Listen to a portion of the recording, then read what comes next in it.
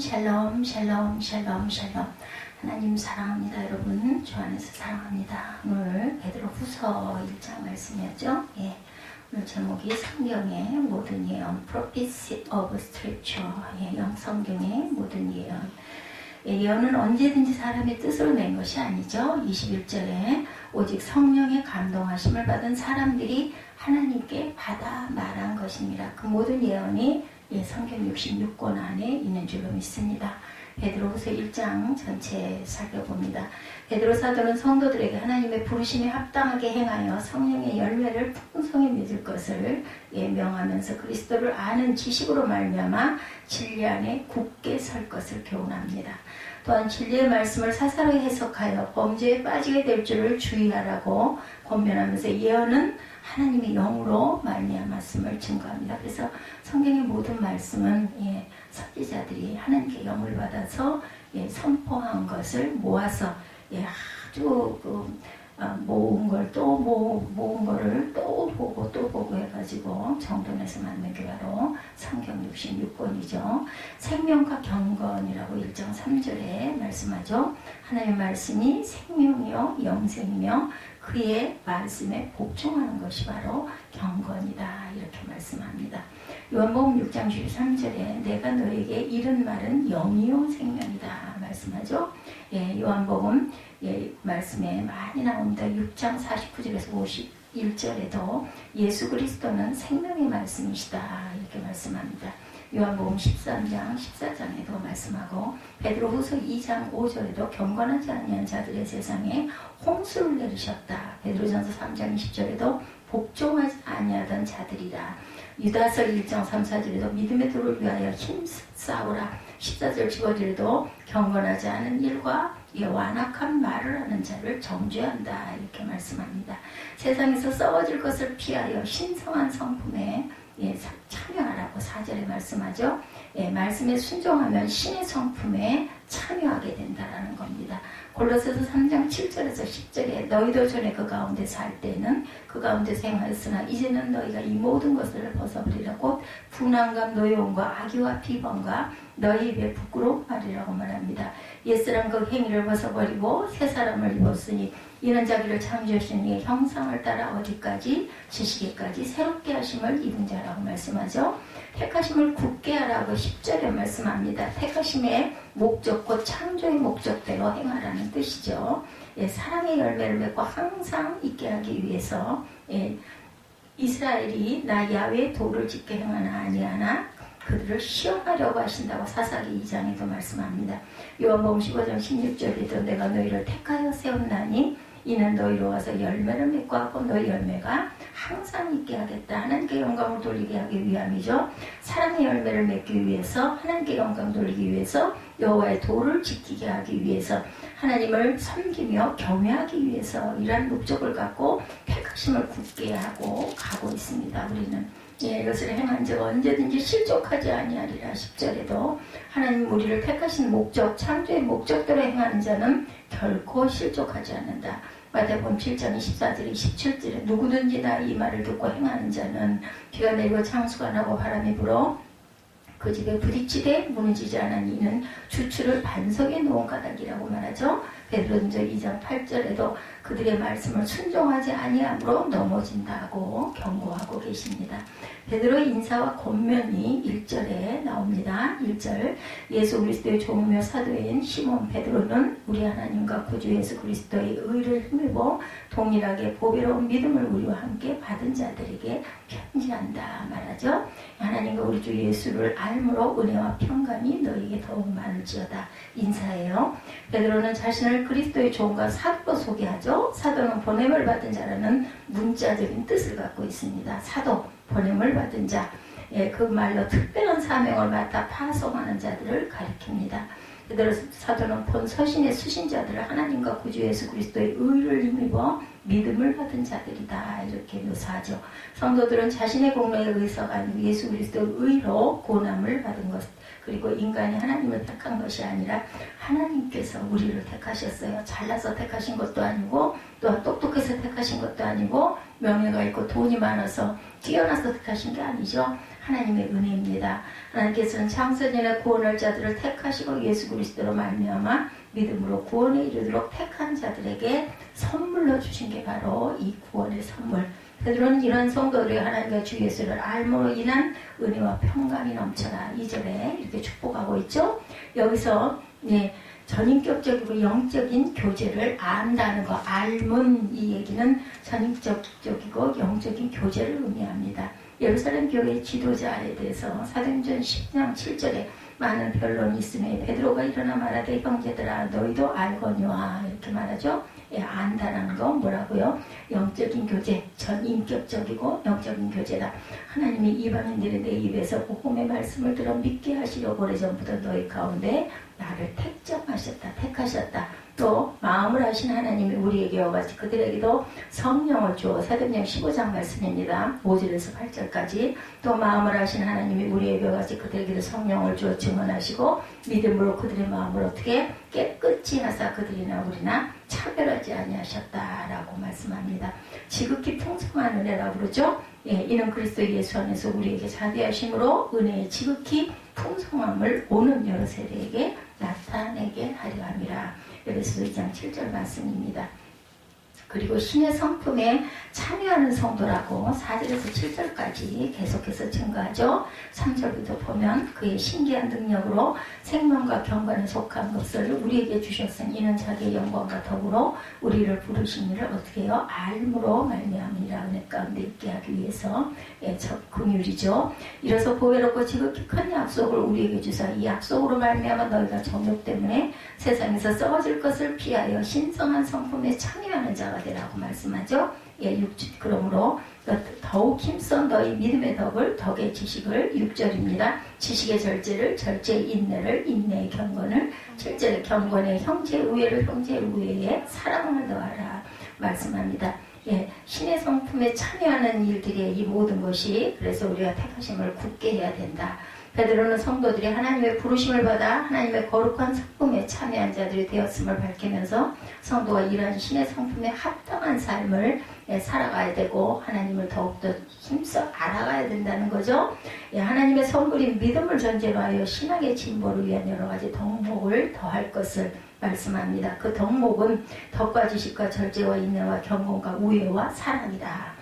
모든 덕목인 사랑을 목적하고 있습니다. 모든 덕목에는 성도들의 사랑의 실천은 크게 두 가지로 나눠볼 수 있는데 구원받지 못한 자들의 영혼에 대한 사랑, 그리고 또 하나는 이 땅에서의 육신적인 삶의 문제를 돌보아주는 사랑입니다. 영과 육신의 문제, 영육 간의 강건케 하기 위함이죠. 성도들이 그리스도의 사랑을 실천하는 방안은 전도하여 영혼을 구원하는 일과 물질과 몸으로 봉사해서 다른 사람의 필요를 채워주는 일입니다. 그럼 우리 성도들은 그리스도를 본받아 복음을 전하여 영혼을 구원하고 물질과 나의 모든 것으로 이웃의 필요를 채워주는 사랑을 실천해야 되겠다. 거룩하심에 참여합니다. 히브리서 12장 10절에 그들은 잠시 자기의 뜻대로 우리를 징계하였거니와 오직 하나님은 우리의 유익을 위하여 그의 거룩하심에 참여하게 하신다고 말씀하죠.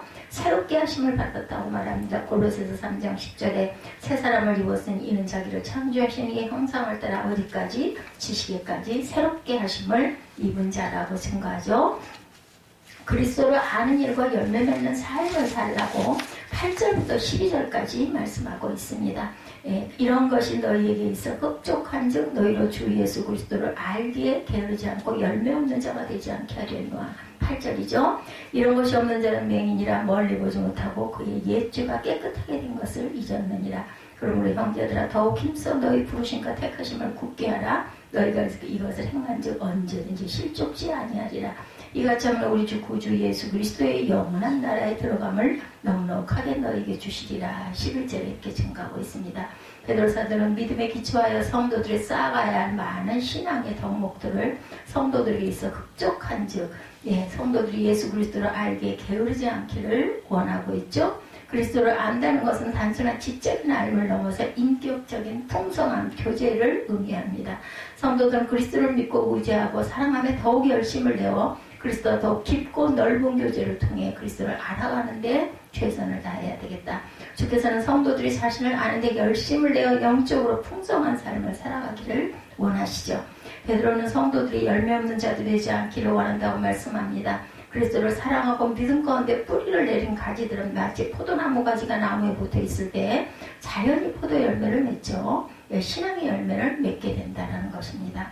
신앙의 열매가 맺어지지 않으면 그는 그리스도와 상관없는 자인 것이다. 그래서 야고보 사도는 행함의 열매가 나타나지 않는 믿음을 죽은 믿음이라고 말하죠. 야고보서 2장 26절에.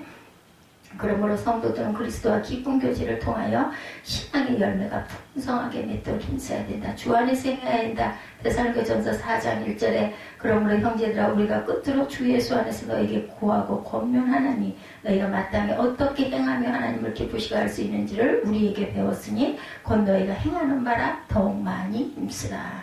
이렇게 바울 사도가 얘기하죠. 데살로니가전서 4장 1절 사랑함이 풍성해졌다. 데살로니가 후서 1장 3절인데 형제들아 우리가 너희를 위하여 항상 하나님께 감사할지니 이것이 당연하면 너희의 믿음이 더욱 자라고 너희가 더 각기 서로 사랑함이 풍성함이 증거합니다. 부르심과 택하심을 굳게 지키라고 10절에 증거하죠. 부르심과 택하심을 굳게 하라. 너희는 이것을 행하니까 언제든지 실족하지 않을 것이다. 베드로 사도는 성도들에게 하나님의 부르심과 택하심을 굳게 지켜라. 즉 하나님을 아는 지식을 쫓아 행함으로 언제든지 실족하지 말라. 그때 하나님께서 그리스도의 영원한 나라에 들어감을 넉넉히 성도들에게 주실 것임을 밝힙니다. 성도가 복음에 합당하게 행함으로 구원의 증표를 나타내야 한다는 말씀이죠. 불의에서 떠나야 된다. 디모데후서 2장 19절입니다. 그러나 하나님의 견고한 터는 섰으니 인침이 있어 일렀으되 주께서 자기 백성을 아신다 하며 주의 이름을 부르는 자마다 불의에서 떠날지어다 하였느니라. 디모데후서 2장 19절이었습니다. 실족하지 않게 하신다. 시편 121편 3절입니다. 내가 산을 향하여 눈을 들리라. 우리 찬양 많이 하죠. 나의 도움이 어디서 올꼬 나의 도움은 천지를 지으신 야훼께서로다. 야훼께서 너를 실족하지 아니하게 하시며 너를 지키시는 이가 어떻게 하세요? 졸지 아니하시리로다. 그리스도의 영광과 진리의 말씀에 대해서 12절에 말씀하죠. 진리를 거역시키는 베드로 사도는 성도들이 이미 있는 진리에 굳건히 서 있는 줄로 생각했으나 다시 진리의 말씀을 전한 것은 성도들에게 항상 진리의 말씀을 생각나기 위함이다. 12절 그러므로 너희 것을 알고 이미 있는 진리에 서 있으나 내가 항상 너희에게 생각나게 하려 하노라. 내가 이 장막에 있을 동안 너희를 일깨워 생각나게 하며 옳은 줄로 여기노니 이는 우리 주 예수 그리스도께서 내게 지시하신 것이 나도 나의 장막을 벗어날 것에 임박한 줄을 알리라. 나도 돌아갈 때가 됐다는 거예요.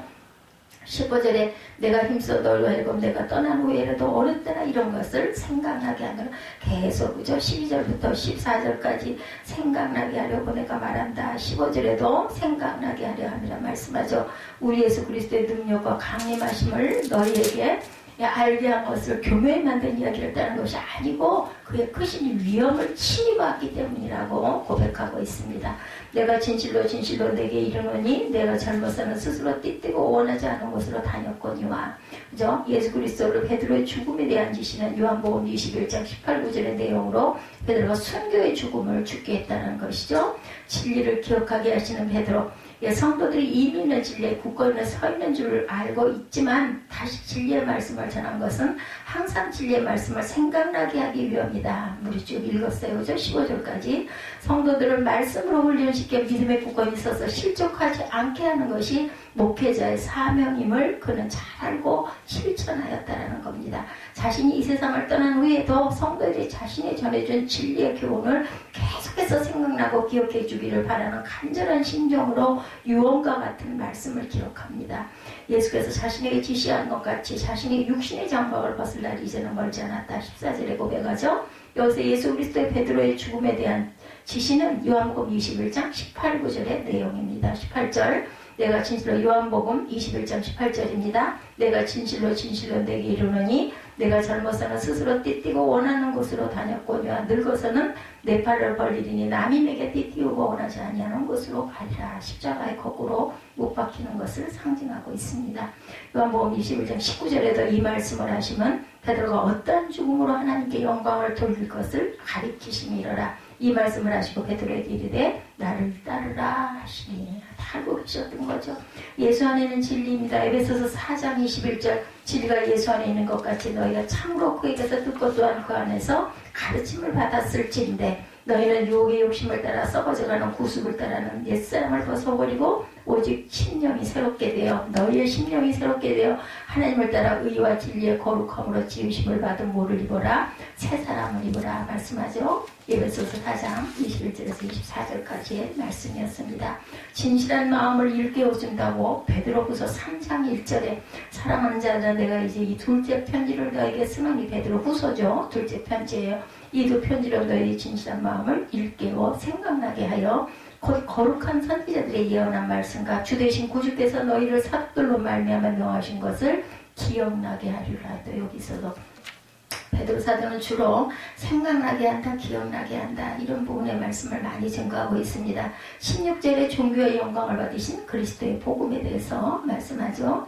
교묘히 만든 이야기를 따른 것이 아니요 우리는 그의 크신 위엄을 친히 본 자들이라. 지극히 큰 영광 중에 이러한 소리가 그에게 나기를 이는 내 사랑하는 아들이여 내 기뻐하는 자라 하실 때에 그가 하나님 아버지께 종교의 영광을 받으셨느니라. 이 소리는 우리가 그와 함께 거룩한 산에 있을 때 하나님으로부터 난 것을 들은 것이라. 또 우리에게는 확실한 예언이 있어 어두운 터를 비춰주는 등불과 같으니 날이 새어 샛별이 너희 마음에 떠오르기까지 너희가 이것을 주의하는 것이 옳으니라. 먼저 할 것은 성경의 모든 예언은 사사로이 불꽃이 아니니 예언은 언제든지 사람의 뜻으로 낸 것이 아니오 오직 성령의 감동하심을 받은 사람들이 하나님께 받아 말한 것이니라. 마지막 절까지 이렇게 말씀하죠. 하나님께서 예수님에 대하여 사랑하는 아들이요 기뻐하는 자라고 증거하실 때 하나님 아버지께 예수께 존귀와 영광을 주셨다. 17절이죠. 이는 하나님이 예수에 대한 선포가 예수가 하나님이시여 이 세상에 구세주로 오신 메시아이심을 증거하므로 하나님의 영광과 존귀를 받게 했다라는 것입니다. 영광으로 오실 그리스도죠. 마태복음 16장 27절에 인자가 아버지의 영광으로 그 천사들과 함께 오르니 그때 각 사람이 행한 대로 갚으리라 말씀합니다. 은혜와 진리가 충만하다고 요한복음 1장 14절이죠. 말씀이 육신이 되어 우리 가운데 거하시네 우리가 그의 영광을 보니 아버지 독생자의 영광이요 은혜와 진리가 충만하더라. 내일이 크리스마스 성탄절입니다. 은혜의 영광의 본체가 오신 거죠.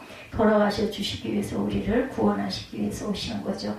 주의해야 될 예언의 해석 19절 20절이죠. 자신들이 증거한 말씀이 하나님으로부터 말미암은 진리의 예언이므로 사사히 불어서는 안 될 것을 20절에 증거했어요. 그죠? 성경의 모든 예언은 사사의 불것이 아니니 언제든지 사람의 뜻으로 낸 것이 아니요 오직 성령의 감동하심을 받은 사람들이 하나님께 받아 말한 것이라고 증거합니다. 사람의 뜻으로 낸 것이 아니고 성령의 감동하심을 입은 사람들이 하나님께 받아 말한 것이므로 예언을 해석하기 위해서는 성령의 역사가 반드시 필요하다는 겁니다. 이런 성도가 하나님의 말씀을 함부로 해석함으로 진리를 왜곡하여 진리에서 떠나 멸망받게 될 것을 경계하는 말씀이죠. 하나님의 말씀은 구원과 직결된 말씀이므로 잘못 해석되실 경우에는 영혼의 치명적인 결과를 가져올 수 있기 때문에 언제나 하나님의 말씀을 해석함에 있어서는 성령의 조명이 반드시 필요하다. 성령의 감동이 필요하다. 베드로가 성도들을 이와 같은 경계를 준 것은 거짓 교사들과 이단들이 하나님의 말씀을 자신들의 뜻으로 해석해서 진리를 왜곡시키고 교회를 어지럽혔기 때문에 더욱더 이렇게 강건하죠. 신령한 일은 신령한 것으로 분별한다고 합니다. 고린도전서 2장 13절이죠. 우리가 이것을 말하거니와 사람의 지혜가 가르친 말로 아니하고 오직 성령께서 가르치신 것으로 하니 영적인 일은 영적인 것으로 분별하니라. 더하면 재앙을 받는다고 말합니다. 계시록 22장 18, 9절입니다. 내가 이 두루마리의 예언의 말씀을 듣는 모든 사람에게 증거하느니 만일 누구든지 이것들 외에 더하면 하나님이 이 두루마리에 기록된 재앙들을 그에게 더하실 것이고 만일 누구든지 이 두루마리의 예언의 말씀에서 제하여 버리면 빼면 그죠? 하나님이 두루마리에 기록된 생명나무와 및 거룩한 성의 참여함을 제하여 버릴 것이라. 그래서 우리는 전하는 것도 아주 두렵고 떨림으로 온전히 바르게 전해야 되고 절대로 빼서는 안 된다는 것입니다. 그래서 베드로후서 1장의 결론은 성도는 그리스도 안에서 은혜로 부르심을 받은 자들이기 때문에 그리스도의 본을 따라 사랑의 열매를 풍성히 맺는 삶을 살아야 되겠다. 이를 위해서는 하나님의 진리의 말씀을 굳게 지키고 성령의 조명 가운데 진리를 사실을 바로 알고 행함으로 하나님의 구원의 복을 누려야 되겠다. 이런 내용을 갖고 있습니다. 네, 어느 성직자 둘이 어느 날 오토바이를 타고 신나게 달리다가 과속으로 붙잡힙니다. 경찰이 성직자 된 것을 알고 말해요. 아니, 아실만한 분들이 왜 이런 범법을 하십니까? 그렇게 달리다 사고 나면 어떡하시려고요? 한번 봐드릴 테니 앞으로 조심하세요. 그때 한 성직자가 말합니다. 우리는 괜찮아요. 예수님이 같이 타고 계시니까요. 이렇게 대답을 하더라죠. 경찰이 얘기하는데 예수님이 타셨다고요? 세 분이 타면 그것도 불법입니다. 그러면서 딱지를 댔다는 유머가 있습니다. 목회자들도 가끔 과속할 때가 있죠. 예, 상처와 스트레스를 속도감을 통해 푸는 겁니다. 그것은 인간의 연약함을 이해해 줄 수 있어도 단속되었을 때 내가 목사인데라고 변명을 들어놓아서는 절대로 안 된다. 부끄러워해야 되죠. 죄송해야 됩니다. 근데 오히려 신분을 감추고 다음에는 조심하겠습니다. 이렇게 얘기를 해야 됩니다. 전에 제가 그 신호 위반에 걸렸을 때 경찰분들이 저한테 그랬어요. 못 보셨어요? 하고 물어보시더라고요. 그래서 아니라고, 죄송하다고, 잘못했다고 저는 그랬어요. 보기가 너무 안타까웠는지 어리버리해 보였는지 다음부터는 절대 부르시지 말라고 권해줬던 그 일이 그 자리를 지나갈 때마다 아주 너무너무 계속 감사하고 아주 신호를, 그 좌회전 신호를 꼭꼭 지킵니다. 전에 안 지켰었거든요. 다들 거기 잘 안 지키고 지나다녀요. 인생과 목회에서 이렇게 과속하지 말고 살아야 될 줄로 믿습니다. 하나님이 주신 직분과 능력과 축복과 이름을 소중히 여기고 사용해야 되겠다. 하나님이 주신 축복을 남용하면 그것은 축복의 도구가 아닌 근심의 도구가 된다는 거죠. 예, 우리가 뭐라고요? 선줄로 생각할 때 우리가 더 조심해야 되고 잘못하면 그게 오히려 멸망이 온다는 거죠. 하나님 주신 축복과 능력을 하나님의 영광을 위해 사용할 때 하나님은 더욱더 큰 축복으로 함께 하신다. 요즘 성도들의 가장 큰 문제, 하나님의 이름을 남용하며 자기 왕국을 쌓는 사람에게 자신의 소중한 영혼을 팔게 합니다. 무지와 무분별이 큰 어물인데 요즘에 아직 코로나 바이러스 19 때문에 교회들이 정말 엄청난 정말 어려움을 당하고 있죠. 점점 더 이게 커지는데, 근데요, 그렇게 높은 꼭대기까지 곡선이 올라가고 나면 내려가기 마련입니다. 반드시 평정이 될 줄로 믿습니다. 한국 사람은 아시아에서 제일 평균 키가 크다고 그러네요. 몇십 년간 잘 먹은 결과이고, 반면에 북한은 아시아에서 평균 키가 가장 작다고 합니다. 같은 민족인데 몇십 년 만에 이렇게 큰 게 차이가 나는 그런 민족이 됐어요. 신격화란 그 김씨 일가가 초화합판으로 잘 먹고 잘 살면서 수많은 주민들을 죽이고 굶주리게 하고 공포에 적게 만든 결과가 지금같이 다른 종족처럼 모습이 변했다는 거죠. 문제는 그런 현실도 모르고 아직도 그들 신처럼 추앙하고 있는 북한 주민들이 많다는 겁니다. 외국인들이 보기에 얼마나 어리석게 보이는지, 아니 왜 저럴까 이런 생각이 이해가 안 가는 거죠. 이단 성도들도 똑같습니다. 성도라고 말하면 안 되죠. 신자들도 똑같습니다. 그들은 자기 교주가 최고인 줄 알고 신격화하죠. 결국은 하나님 아버지, 하나님 어머니 이러지 않아요. 또 내가 예수다, 또 직접 또 이렇게도 얘기를 한다고 합니다. 외부인들은 교주가 자신을 신격화하며 각종 사슬과 언어로 수많은 영혼을 농락하는 것을 뻔히 보이는데 본인과 그 가까이 있는 사람들은 못 봐요. 그들 내부에서는 교주를 메시아처럼 여기고 자기들만이 구원받을 14만 4천 명이다 이렇게 생각을 한다고 합니다. 그래서 그 단체에 속한 그 신도들이 모든 것을 바치고 고생할 때 그 이단 교주와 그 가족들은 측근들만 뒤에서 호화판으로 살아간다는 거죠. 그런 장면을 보면 빨리 그들이 그 단체에서 나와서 정말 정상적인 신앙생활을 했으면 하는 간절한 마음을 가지고 있는데, 요즘에 그런 이단들은 어떻게 모임을 갖는지 궁금합니다.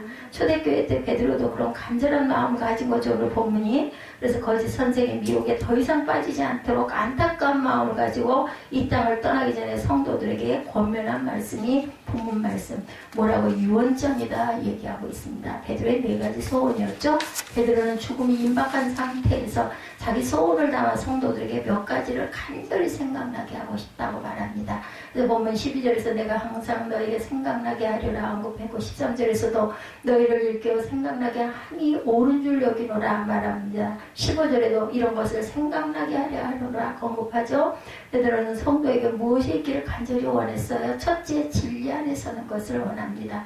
당시 거짓 선생들은 기복주의와 심리주의로 영혼들을 복음의 진리에서 이탈시켰기에 베드로는 자신의 순교가 임박한 줄 알고 죽기 전에 복음의 진리 안에 굳게 선 성도들에게 한 번 더 복음의 진리를 생각나게 간절히 원하는 내용이 1장 12절에서 15절이었었죠. 너희가 이것을 알고 이미 있는 진리에 서 있으나 내가 항상 너에게 생각나게 하노라. 내가 이 장막에 있을 동안 너를 일깨어 생각나게 하니 옳은 줄로 아노라. 이는 우리 구주 그리스도께서 내가 지시하신 것 같이 나도 나의 장막을 벗어날 것이 임박한 줄을 알미라. 내가 힘써 너희로 하여금 내가 떠난 후에도 어느 때나 이런 것을 생각나게 하려 하노라. 이렇게 계속해서 강조합니다. 예, 신의 물은 강으로 흘러들면서 더 커지고 강물은 바다로 흘러가면서 더 커져요. 그죠? 예, 그처럼 하나님 안으로 자기를 비우고 들어가면 초월적인 위대한 역사가 나타납니다. 왜 세상이 점차 혼란해졌는가? 자기 포기가 없기 때문이죠. 자기가 커지고 자의식이 강해지만 세상의 혼란도 커지고 자신의 고민도 가중이 됩니다.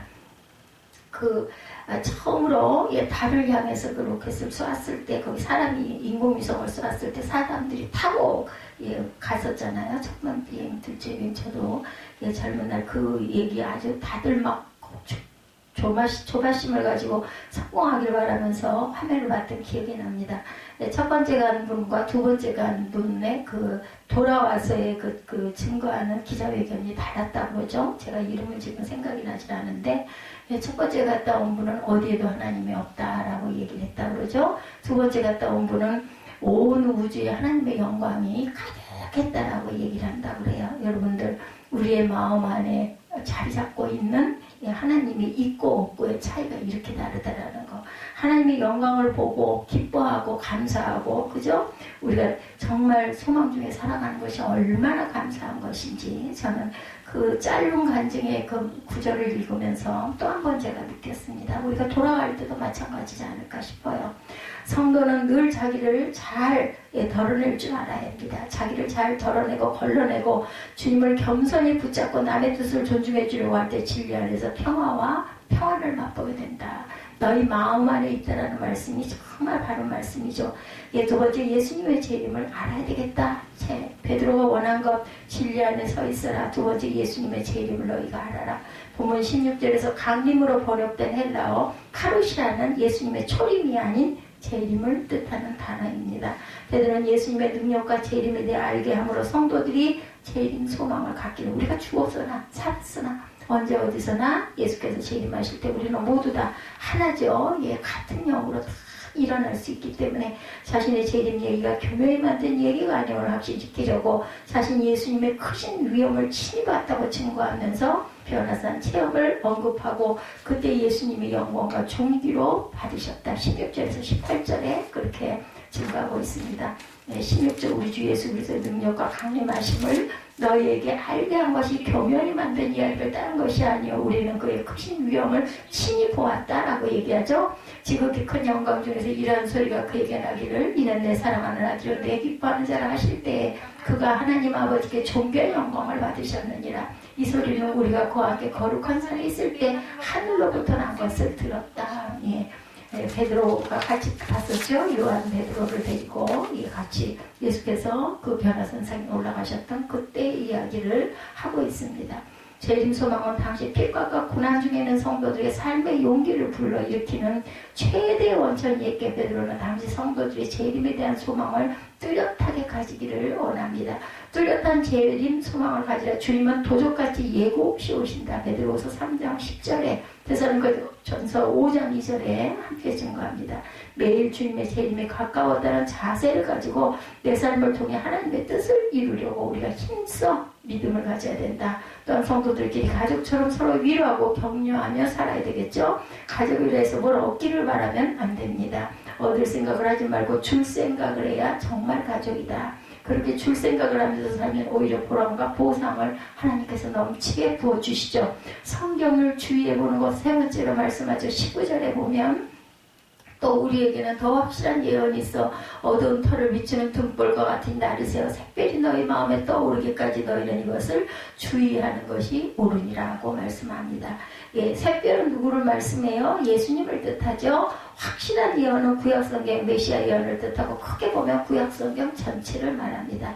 더 확실한 예언, 이것은 성경 전체를 얘기하고 샛별은 예수님을 뜻합니다. 성경 말씀을 어둡게 비치는 등불처럼 여기고 예수님의 재림 때까지 성경을 주의해서 보라는 말씀에 성경을 많이 가까이 많이 묵상해야 됩니다. 왜 베드로는 성경을 주의해서 보라고 당부했을까요? 그만큼 당시 거짓 선생들이 미혹이 심했기 때문이다. 거짓에 미혹되지 않으려면 무엇보다 말씀을 굳게 붙잡아야 합니다. 위대한 믿음의 선지자들은 어떻게 고난을 이길 수가 있었을까? 믿음의 선진들입니다. 선지자가 아니라 성경의 약속의 말씀을 굳게 믿었기 때문이죠. 성경은 하나님의 말씀이고 약속 문서입니다. 그 약속 문서를 붙잡고 사는 것을 축복을 받는 제일 기초 비결이라는 것.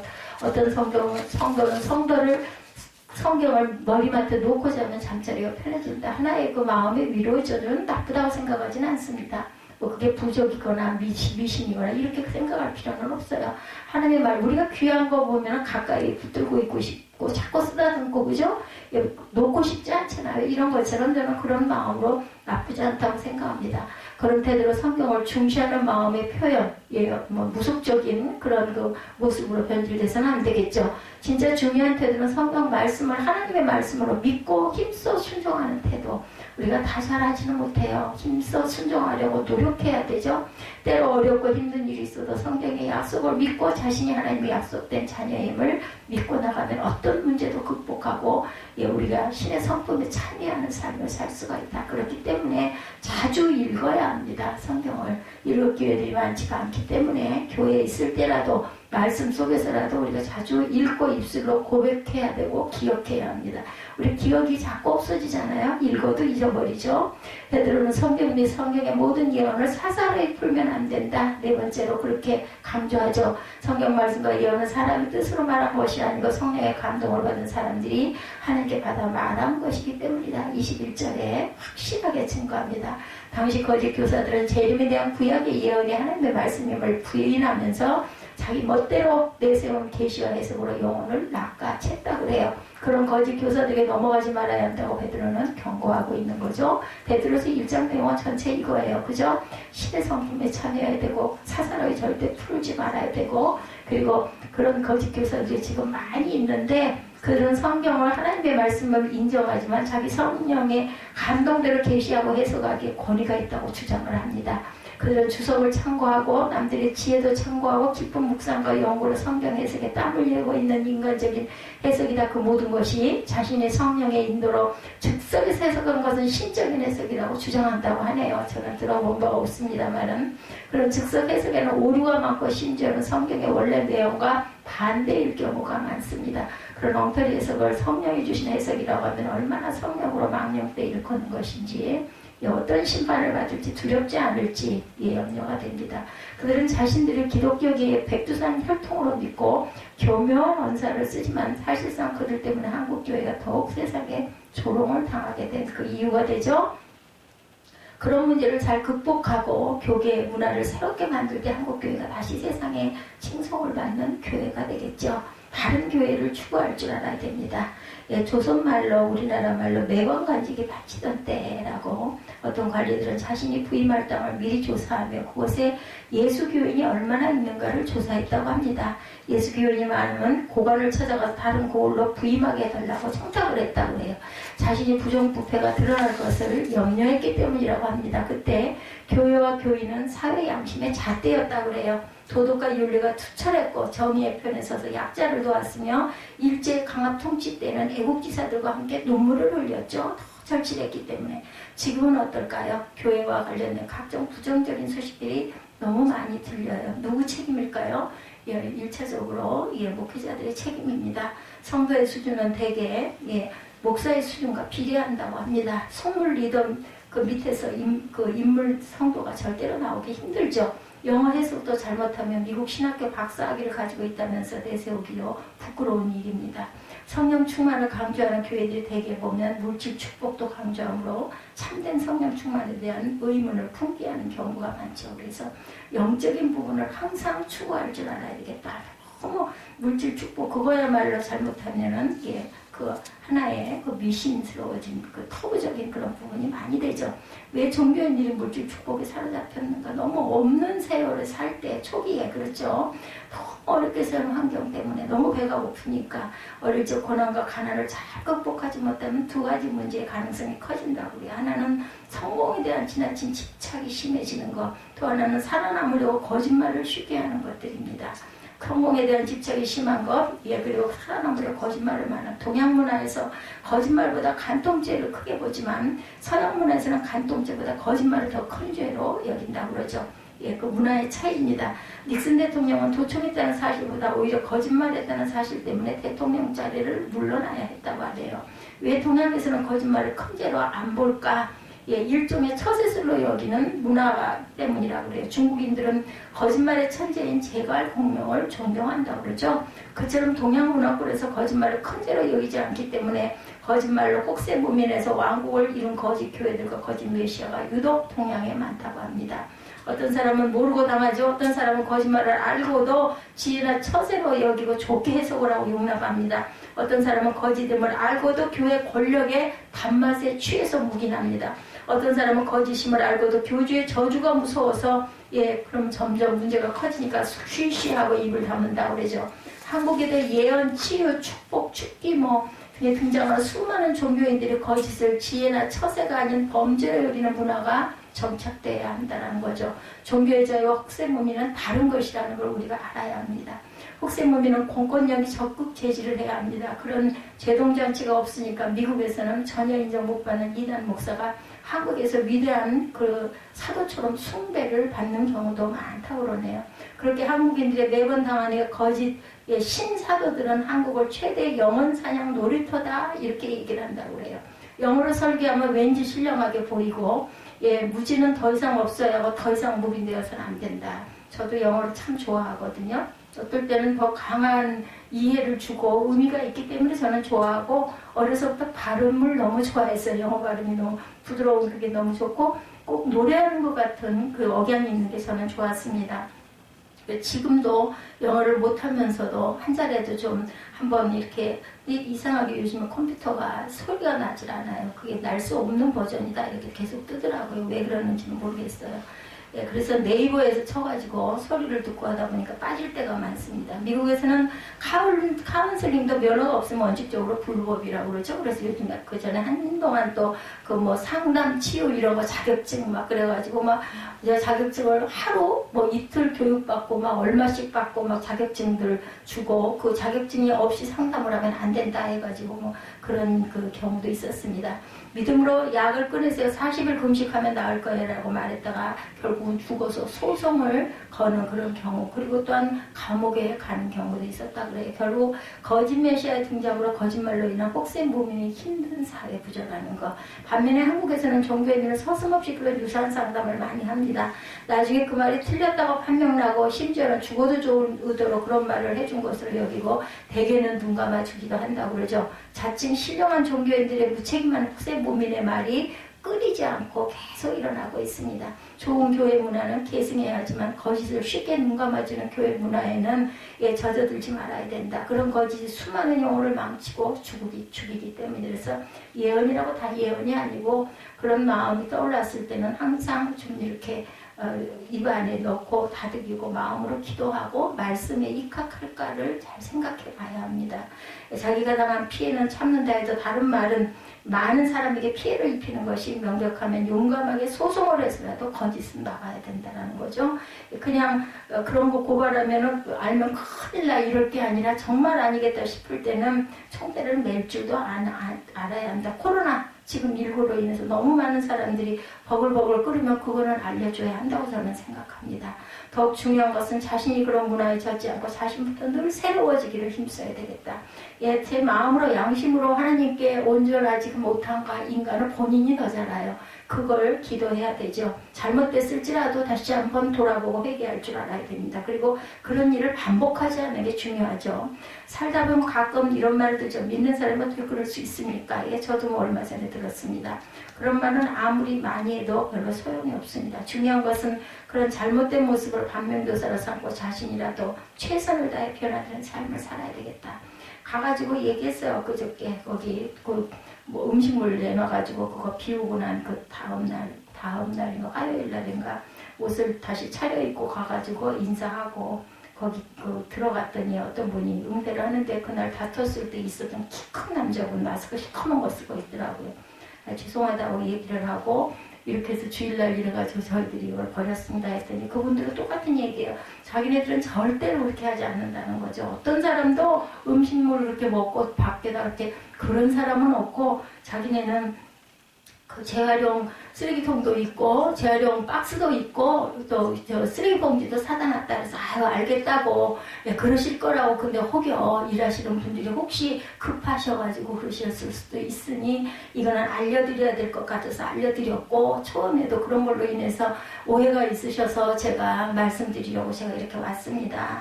원래가 거기 이사를 들어오면 본인들이 하지 않았어도 주변에 어지러져 있는 것들은 당연히 치워서 버리게 되지 않습니까? 그리고 목소리가 커서 여기까지 교회까지 들렸길래 좀 소리가 나니 조금 주의해달라고 알려드려야 아시지 않겠느냐 그랬더니 알겠다고 그래서 얘기하고 싶은 걸 얘기했습니다.